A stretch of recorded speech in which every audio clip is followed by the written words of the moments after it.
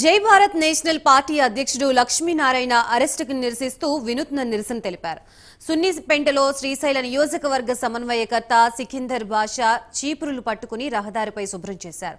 CM camp కార్యాలయం ముట్టడికి వెళ్లిన పార్టీ అధ్యక్షుడిని అక్రమంగా అరెస్టు చేశారని ఆయన అన్నారు. ప్రజాస్వామ్యంలో ఎవరైనా ఎక్కడైనా శాంతియుతంగా నిరసన చేయవచ్చని గుర్తు చేశారు.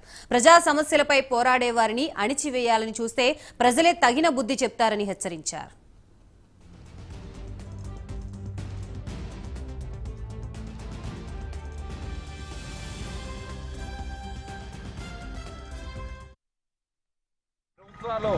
కదం తొక్కాలని చెప్పి ఈరోజు సీఎం క్యాంప్ ఆఫీస్కి వెళ్తే అనవసరంగా ఈరోజు 10 మందితో పాటు కలిసి అఖిల పక్షాలు ప్రజెంట్ ఉన్న గవర్నమెంట్ వీళ్ళందరూ కలిసి మనం ఢిల్లీ పోయి మనకు కావాల్సిన హక్కులను మనం అందరం కలిసి సాధించుకుందామని చెప్పి ఒక ఈ నిదానంతో ముందుకెళ్ళారు. ఈరోజు మా అధ్యక్షుల వారు ఏం చెప్పారు, అందరం కలిసి సాధించుకుందాం, నేను ఒక్కరిని వెళ్తానని చెప్పి మా అధ్యక్షుల వారు చెప్పలేదు.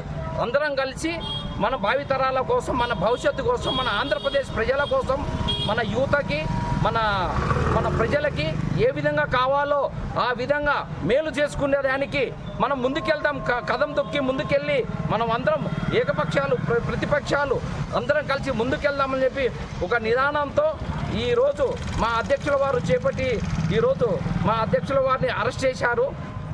అది మేము నిరసన తెలియజేస్తూ ఈరోజు డాక్టర్ బిఆర్ గారు అంబేద్కర్ గారు చేపట్టిన రాజ్యాంగాన్ని కదం తొక్కి ఈరోజు వారిని పక్కన పెట్టి ఆ రాజ్యాంగ విరుద్ధంగా ఎవరైనా ఎక్కడైనా కానీ మనము ఎంతో మనస్ఫూర్తిగా మనం నిరసన తెలియజేయడానికి మన హక్కును కలిగించిన శ్రీ బాబా గారు అంబేద్కర్ గారి విగ్రహసాక్షిగా చెప్తున్నాము. ఈరోజు ఆయనకు పాలాభిషేకం చేసి ఈరోజు చీపురులతో శుభ్రం చేసి అదేవిధంగా ఆయనకు నిరసన తెలియజేస్తూ ఇటువంటి చర్యలు మరొక